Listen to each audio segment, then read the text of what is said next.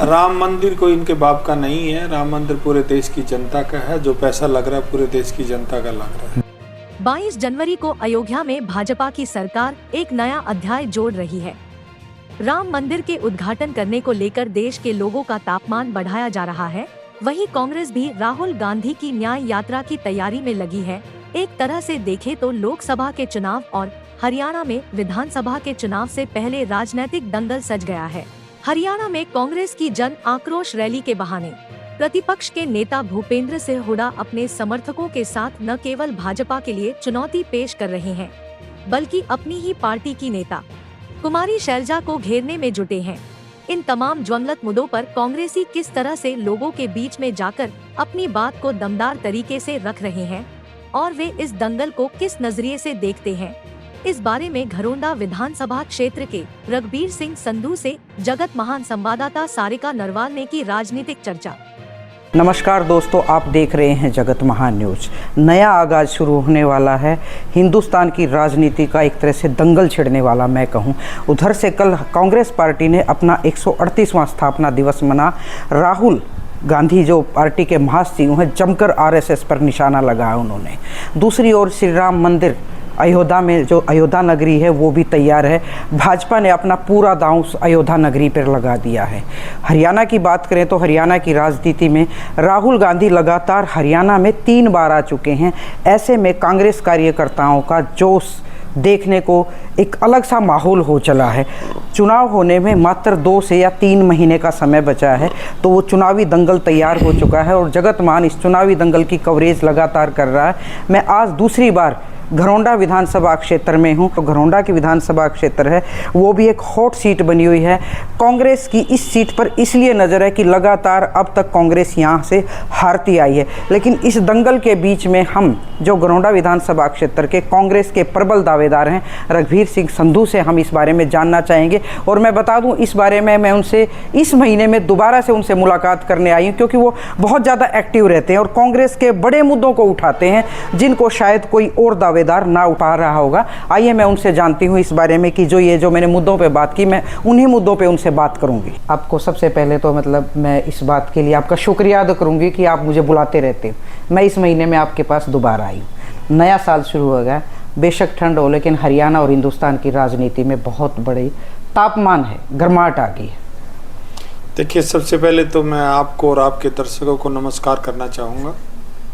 सारिका जी, आप यहाँ पूरे क्षेत्र को अच्छी तरह से जानते हैं। बार बार आप सारे क्षेत्र में घूमते रहते हैं, चाहे करनाल हो, चाहे घरोंडा हो, चाहे पानीपत हो। बिल्कुल। तो इस पृष्ठभूमि के बारे में आपको एज एक पत्रकार होने के नाते काफ़ी ज्ञान है जी। और आपने लोगों से भी मिले होंगे और देखा होगा।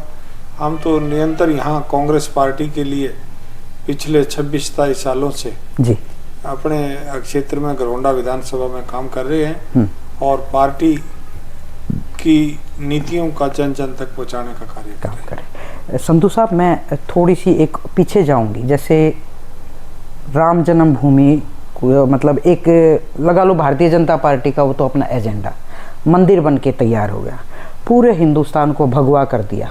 22 जनवरी को जो वहाँ पे जो कुछ भी होने वाला है, लगता है आपको कि भारतीय जनता पार्टी इसको तीसरी बार सत्ता में लाने के लिए कर रही है? इनकी पार्टी की नीतियां हैं ये? देखिए, भारतीय जनता पार्टी नए नए ढकोसले ढूंढती है। राम मंदिर कोई इनके बाप का नहीं है, राम मंदिर पूरे देश की जनता का है। जो पैसा लग रहा है पूरे देश की जनता का लग रहा है। बिल्कुल। और रही राम मंदिर की बात, तो राम मंदिर का जो ताला पहली बार खुलवाया था राजीव गांधी जी, उस टाइम प्राइम मिनिस्टर थे। अच्छा। और कांग्रेस के राज में ही राम मंदिर का जो ताला खुला था और उसके बाद ही स्टेप बाय स्टेप कोर्टों में ये केस जाता रहा और कोर्ट से जीतने के बाद जी जब राम मंदिर बनना शुरू हुआ, उसमें पूरे देश के लोगों की हिस्सेदारी है, सबका पैसा। लेकिन आज सबकी आस्था है। हाँ, आस्था। लेकिन आज तो ऐसा लगता है कि 22 जनवरी को जो भी कार्यक्रम होना वो सिर्फ बीजेपी के लिए है और बाकी लोगों का उसमें कोई रोल नहीं। ऐसा एक नैरेटिव बना हुआ माहौल। वो मैं बीजेपी के लिए नहीं कहूँगा, ये बीजेपी के जो लोग हैं ये समझ बैठे कि हम राम की औलाद हम ही हैं, बाकी पूरा देश नहीं है। हाँ।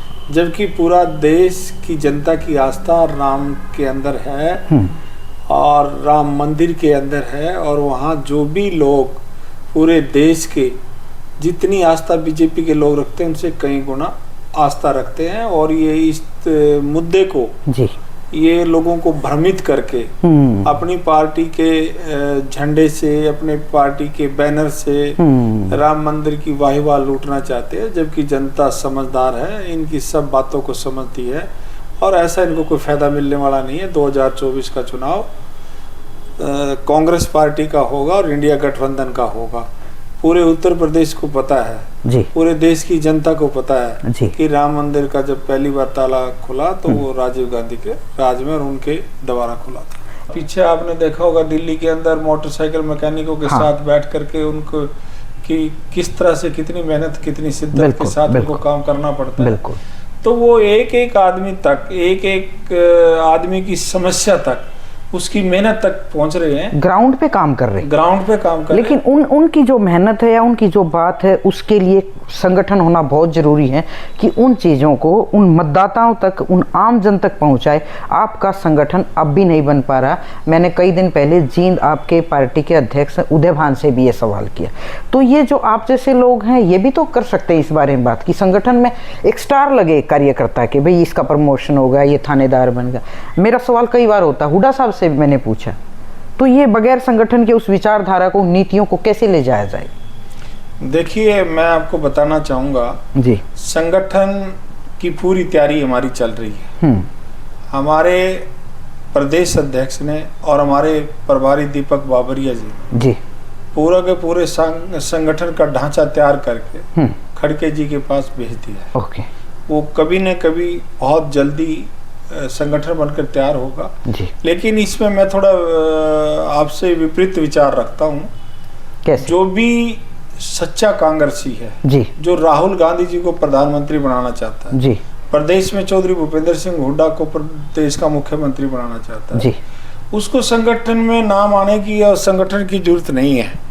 मैं बताऊंगा कि आपको गांव ये तो वो बात होगी, एक दिल में कांग्रेस और एक कांग्रेसी। हाँ, जिनके दिल में कांग्रेस है। हाँ, मैं वो लोग घर नहीं बैठते। हाँ, वो अपनी पार्टी की नीतियों में को लोगों तक पहुंचाने का कार्य करते हैं जी, और अभी भी लगे हुए हैं। पूरे प्रदेश के अंदर विधानसभा लेवल पर बूथ तक लोग जा रहे हैं। हाँ, और ये नहीं है कि वो संगठन नहीं है तो कांग्रेस के लोग खाली बैठे हैं। हाँ, तो संगठन जब बनेगा तो उसका स्वागत होगा, लेकिन मैं उससे भी ज्यादा आपको कभी आप क्षेत्र में चलेंगे विधानसभा जी बिल्कुल, आपके गांव में जाऊं किसी में मैं तो हमारे पूरे साथी टीम, पूरी की पूरी टीम, अब जैसे चौधरी भूपेंद्र सिंह हुड्डा 1 तारीख को यहाँ कार्यकर्ता सम्मेलन को संबोधित करने के लिए आएंगे। जी बिल्कुल। हमारे हर गांव से 7-7, 8-8, 10-10 लोग जो हैं जो पूरी तरह से पार्टी में अपना समय देते हैं, भरोसा रखते हैं, विश्वास करते हैं जी। तो वो साथी सारे सम्मेलन में पहुंचेंगे। और चौधरी भूपेंद्र सिंह हुड्डा 2024 में जब कांग्रेस पार्टी के मुख्यमंत्री बनेंगे जी, तो वो उनके दिमाग में क्या नक्शा है जो चौधरी भूपेंद्र सिंह हुड्डा इन कार्यकर्ताओं को बताएंगे। वो रैलियों के माध्यम से भी बता रहे हैं। जन आक्रोश रैलियां चली हुई पूरे प्रदेश के। मैं कवर कर रही हूँ लगातार। आप देखो उनमें कितनी भीड़ उमड़ कर आ रही है। ठीक है। वो अपने आप लोग आ रहे हैं, कोई किसी के लिए व्हीकल नहीं भेजा जाता, किसी को गांव से लाद कर नहीं लाया जाता जैसे भारतीय जनता पार्टी के लोग। हाँ। ऐसे ही ऑफिसों के कर्मचारियों को, पुलिस में सिविल वर्दी के लोगों को, आंगनवाड़ी। हाँ, ऐसा भी आरोप है कि सरकारी कर्मचारियों को लाया जा रहा है। इनके पास आम आदमी जाता है नहीं, सरकारी कर्मचारी। और चौधरी भूपेंद्र सिंह हुड्डा के पास आम आदमी अपने खर्चे पे, अपने व्हीकल से, अपने साथियों को लेकर उनकी रैलियों में पहुंचते हैं। तो एक मेरा आखिरी सवाल है संधू साहब, आजकल पार्टियों में कांग्रेस में शामिल होने की रेलम पेल लगी हुई है। एक नई बात आई है, सिविल सर्विसेज के लोग, IAS, HCS, एक्स सर्विसमैन, काफ़ी लोग, एक मतलब मेला लगा हुआ। क्या लगता है कि ये लोग पार्टी के संगठन के तौर पर काम कर पाएंगे या सिर्फ टिकटों का ये मेला है? लोग पूछते हैं मुझसे। जो कांग्रेस पार्टी में चेहरे सम्मिलित हो रहे हैं जी, आप पीछे कई दिन पहले 2 IAS ज्वाइन किया। हाँ जी, बड़े काबिल IAS रहे जी जी जी, जिनको जमीन से लेकर एक आम आदमी का काम वो ऐसे करते थे प्रायोरिटी पे कि किसी उसको कोई धक्के ना खाने पड़े। ना खाने तो ऐसे काबिल लोग अगर पार्टी में आ रहे हैं जी, तो आप सोच सकते हैं कि चौधरी भूपेंद्र सिंह हुड्डा की लोकप्रियता, एक आईएएस बिल्कुल पूरी जिंदगी अपना काम करके चौधरी भूपेंद्र सिंह हुड्डा के नेतृत्व में काम करना चाहता है, बिल्कुल तो चौधरी भूपेंद्र सिंह हुड्डा की सोच, उसका विजन कितना बड़ा होगा। कितना बड़ा हो। फिलहाल के विधायक हैं कल्याण जी हैं जी जी, और जो पीछे एक बार हमारे नरेंद्र सांगवान जी हैं, बिल्कुल, और ये सारे लोग लोकल मुद्दों पर बने हैं। जी जी, क्योंकि लोगों को लगता है कि ये हमारे अपने हैं। और अभी भी जो चुनाव होगा, अगर कांग्रेस पार्टी के नेताओं का मन मुझे टिकट देने का बनता है तो मेरा गांव बहुत बड़ा है और शहर 30,000 वोट का है जी, तो हम यहाँ से 40,000 वोट लेकर चलेंगे। और मैं ज़्यादा नहीं कहूँगा कि वो करना चाहिए। भारतीय जनता पार्टी के जो मेरे साथी हैं, विधायक हैं, इनकी जमानत जब्त करवाने में मैं कामयाब होऊंगा। और मैं आपको आज कहता हूँ, और जब चुनाव आएगा और चुनाव तब भी पूछेंगे, तब भी पूछेंगे आपसे, तब मैं आपको कहूँगा कि मैंने ये बात कही थी। अच्छा, छोटा सा और एक सवाल है, बिल्कुल चंद शब्दों में। जो न्याय यात्रा निकलनी शुरू हो गई है 14 जनवरी को, बड़ी लंबी यात्रा निकलेगी, उस न्याय यात्रा से हरियाणा वासियों को क्या उम्मीद है, उन कांग्रेसियों को, कि उसका प्रभाव आपकी जीत सुनिश्चित करेगा? देखो, न्याय यात्रा जो निकलेगी जी, मणिपुर से मुंबई जाएगी राहुल जी के नेतृत्व में। बिल्कुल, इससे एक कांग्रेस के लोगों में ऊर्जा आती है जी।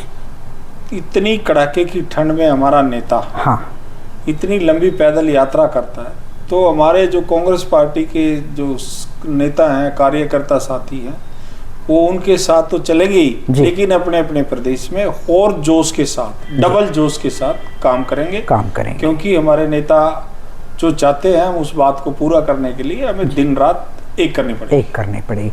तो ये थे हमारे साहब संधू साहब हमारे साथ। इनकी मतलब इनके दिल में कांग्रेस है और इनको एक तकलीफ भी है कि लंबे टाइम से घरौंडा कांग्रेस की झोली में ये सीट क्यों नहीं आ रही।